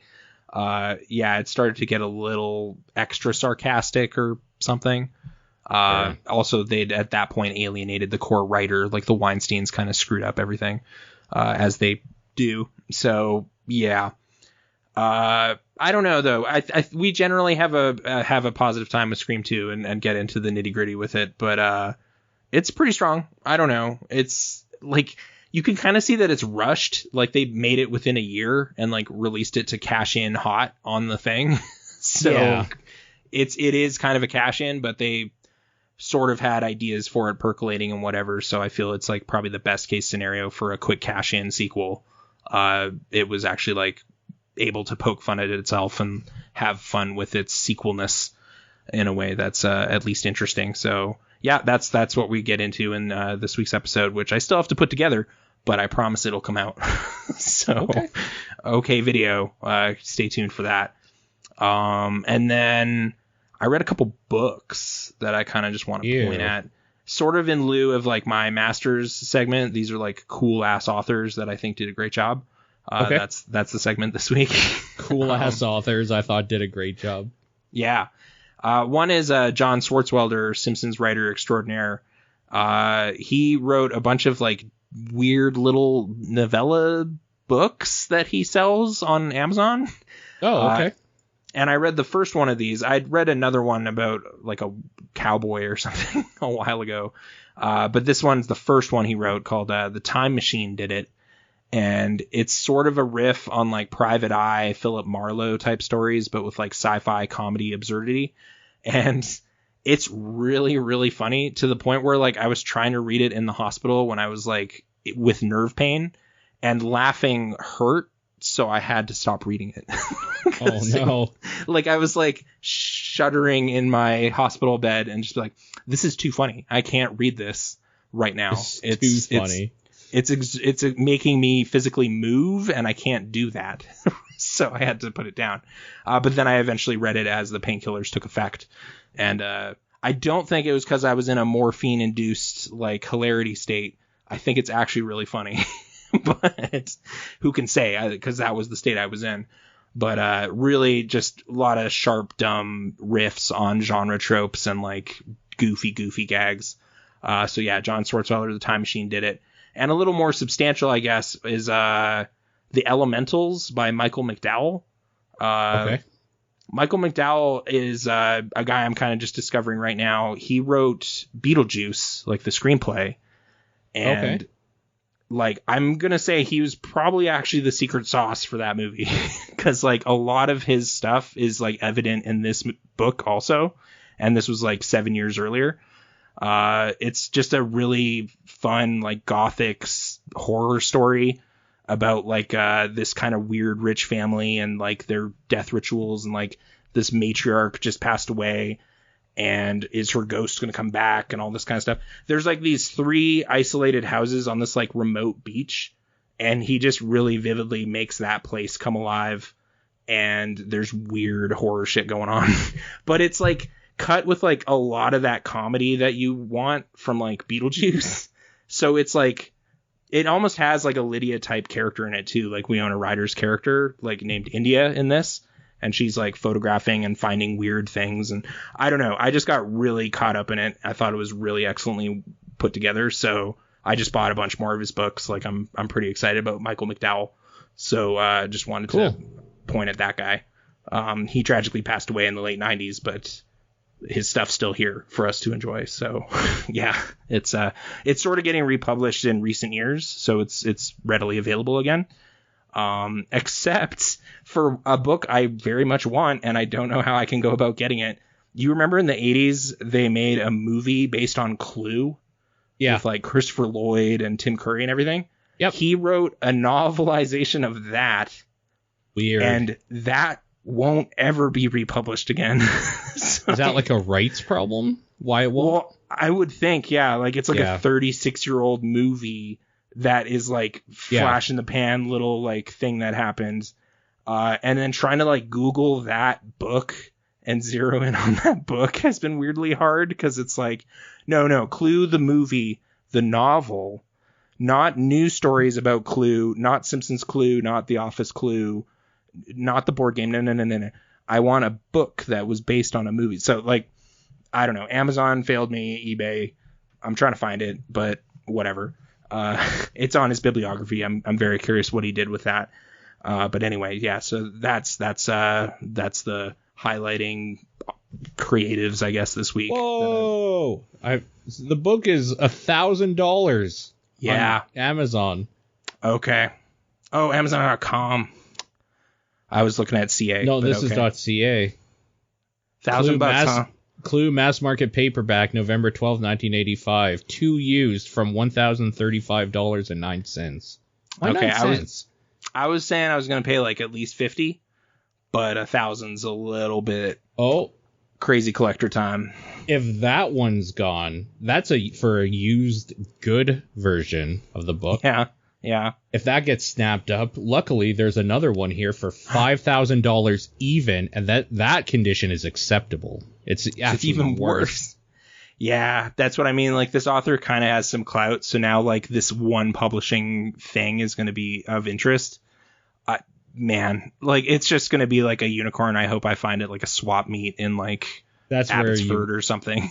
Dude, if you find it like a swap meet in Abbotsford, you should just sell it for $1,000. Well, I don't know, man. Like, I might just become my most prized possession. It might, put your kids through college in like 20 years. So maybe hold on to it. Like let it appreciate even more when Beetlejuice 2 comes out. But yeah, or goes Hawaiian. Yeah, but, exactly. Yeah. Anyway, so that's what I had this week. So there you go. Now we can answer questions. Okay, it's one question, and I thought it was just kind of interesting question. The question essentially from Necro is, what's the game that most reminds you of home, whether childhood home or your current home? And I was like kind of thinking about it, and I have a few answers that remind me of home, or at least like what I think is the feeling of home and not necessarily the building I lived in. Really? Okay. So do you have anything, or should I just like... Well, one of the, like, it's sort of like one of my earliest game memories, but it's of like, yeah, like just playing games with my dad is Ghostbusters, the video game for like the Atari. Sure. Okay. Was just like, we would just for some reason play that a bunch and never be able to beat the Marshmallow Man. But like, it was just kind of like, that was the, like, when I came online and like perceived that the screen was there and everything or something, like that was the game that was on.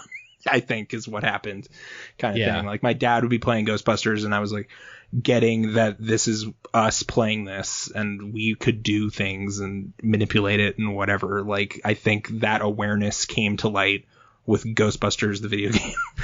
So I have like total affinity for that game. I don't know if it's good. I don't care. Like, it's like the original game to me in this way. So yeah, like that song and the car upgrades and all that stuff. It's just like, yeah, this is the most important video game. And it totally isn't, but it is to me. So yeah. Sure. I have kind of roughly like the same era, I guess, of gaming. It's a tie between Mario Bros. 3 and Mario Kart on the SNES. And for like pretty much the same reasons. I remember like going back and forth with my dad playing like 2-player on Mario 3, and just like, if I would die, he would play a level and like back and forth or whatever. And then I remember specifically my brother, who is 4 years younger than me.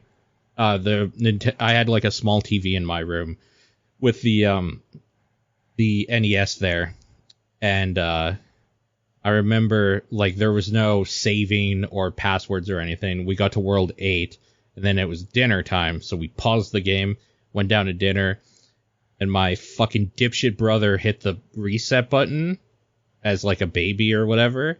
And I just remember, I think that might have been like in the Bible where like Cain and Abel, like first, like the like initial like murderous rage or something. Yeah, for humanity. Like the first murder. Yeah, I Wrath. think. Yeah, I think I understand in that story that feeling, because it was weird, because I think that's when, looking back now, this is like the type of thing you would tell to your psychologist or something. But I think that was the first instance of just being like, I got too wrapped up in the fact that like me and my dad did this thing together, and now it was ruined by someone else, which means our relationship is like inherently flawed, because things that like you build can be destroyed or what. Like, it was just like that moment that's just like, my life is over. Like, I think it was the first moment everything fell apart. It's like, a thing can go all the way wrong and there's nothing you could do. Yeah. Just everything is lost. And yeah, so what a dumb era of like, you have to pause the game. Like, that totally happened with like some of those tough Disney games. We just like get super deep in them and just be like, that was horribly hard. We should just pause this, I guess, and go to sleep. And then we'll have to try to continue in the morning. Or like Super Star Wars. I had a lot of like hard times with and would pause it. Yeah. I remember one time I paused it and like left and then came back home and after school, and my mom was like hosting some youth group thing or something, and like, oh yeah, they're all playing Super Nintendo in your room. What? I had my game paused. Yeah. And they were on like the first level again. It's like, no, you idiots. I was at the cantina. I was at the final boss in the cantina. Yeah. So, but eventually I just figured out that game. Like I can still beat that game. Sure, but at that yeah, moment, it's the it was worst. horrible at the time. It was betrayal. Like Yeah, totally. Yeah. Totally betrayal. Or just not understanding at all. Like that would be a thing to be worried about. So whatever. Yeah. Ugh. It's kind of systems. Yeah. It's kind of interesting to me because, like, depending on the game, I have like a vivid memory of certain games growing up of just like the exact time and moment that I first saw it. And that I don't think I have that with like anything else in my life. Maybe like the smell of some foods or something. But like, oh, sure. Like the most vivid recollections of. Yeah. Like I remember the first time I saw Super Mario World. It was at like like Principal's son's house had it, and it was like on the last world with like Bowser floating around in the background. I was like, what is that? That's so cool. That's cool. Like it was just like, what is? Oh, there's like a new Mario game. Like it was just like, yeah, I got to get this thing. Like that immediately made a strong first impression. The first time I saw that game was at a kiosk I don't know, like if anybody listening to this isn't Canadian. It's a place called Zellers that we had up here. It used to exist. Yeah, it was kind of like our Target, I guess. I don't know. Sure. It's because they kind of became each other for a brief period there. It's essentially the Canadian Walmart before Walmart. I guess what the hell? There was another name. Yeah, something like that. It was like that. It was more targeted towards I would say clothing, but like it also had like a kitchen area that was kind of small and magazines and like a bunch of everything. Yeah, it's a department store, but Canadian. Department store, but Canadian. They also had like a dope ass diner in every one of them. Pretty good Greasy Spoon Diner. Yeah, not bad. That you could smoke in. That like looking back now is super weird because not only was it smoking, and then you get a haircut at the Zellers. You go in a restaurant. Yeah, it's Zeddy, the teddy bear. Sorry, Club Zed. Anyway, Club Zed, yeah. That's where I first saw that game. Is like this weird little. It wasn't even like electronics section. It was like in the middle of a hallway, like one of those like aisles or whatever, like a main aisle, and like a little standalone kiosk with a controller there. And I like started playing it. I think it was a castle level. I don't remember which one. And just being like, this is amazing or whatever, and just blew my mind. And of course I wanted one like right away. Parents didn't get one for me right away, and it was a whole thing. But yeah, it's just weird because that's what they were hoping for. They always say that smell is tied to memory, and I get it because there are certain smells that like I don't think I'll ever smell them again, like my grandma's home cooking or something. Like when we would go visit for Thanksgiving or Christmas or whatever, there was a certain smell of her house with like the oven that went on, and like she would make fresh stuff because she was like a farm lady or whatever. So like stuff like that, if I ever smelled it again, it would instantly hit me, and I get that. Yeah. But otherwise, like there's certain games where it's just like, I remember the first time I really started playing Resident Evil, I had to go to a work dinner with my mom and being so mad that I couldn't stay home and play my game. Like there's just weird like little memories about every video game in my life essentially that is like important to me, and that's just so neat in a weird way, and maybe like depressing in some others. But well, I don't know, try to spin it positive. Like good the deep memories, even that's important part of the fabric. But and then for smell memories, there's this certain Blistex, but anyway, but you can still buy it, so it's fine. I can still live that memory, so just get that. But the thing is okay, the specifics of the memory is I accidentally smeared some on a specific issue of Tintin, the Crab with the Golden Claws. So whenever Okay. I smell that Blistex, I think of Tintin and the Crab with the Golden Claws. That's the Interesting. olfactory memory problem. So yeah, Huh. yeah. Yeah. There, Smell it's weird memory how confessions. it's weird how you can connect some memories to like Yeah, just some weird shit like that for sure. yeah. But yeah, there you go. That's the question segment. If you want to ask us questions, where should people go? Twitter, I guess, or No, I kind of stopped using Discord? Twitter. I have a quote unquote professional Twitter now, which is my name and it's private to everybody. oh, okay. Because I'm so fucking sick of people talking about video games. Like, I love video games.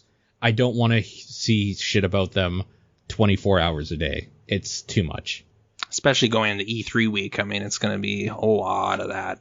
So I can't, like, Get the ready. problem is that, like, I want to watch those things, but I've been working, so social media hasn't existed this week for me, because it's like, I want to watch this thing when I get home and, like, kind of have enjoy the surprise happen. or and everything. even if it's not just like a surprise moment, it's like I kind of want to experience it on my own, because I find that this is just kind of true. The sense of discovery makes everything better, even if like it's false, you know? Like if somebody tells you something is cool, you're automatically going to push back a little bit and think it's not that cool or whatever, because you weren't the one to like discover it or whatever. Like you didn't click on that Elden Ring trailer. It was forced on you. And Yeah. now you're kind of jaded about it. Yeah. But like it's even worse than that, because it's like if somebody's like, here, take this or whatever, and I experience it, it's like, okay, fine. But then seeing on Twitter somebody being like, Elden Ring is dope, it's like, well, Don't say that. What if it's not? I didn't see enough shields in it to make me confident it's going to be able to play Enough the way I shields? want. Yeah.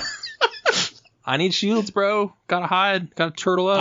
I don't care Roll what people fat. say. There is nothing better in one of those games than getting the biggest fucking door shield and just like slamming it down and just standing there while a thing hits you. It feels Yeah. so cool to me to just be That's like, how they used to do it in battles, man. Just yeah, get a because you couldn't big-ass move in shield. armor.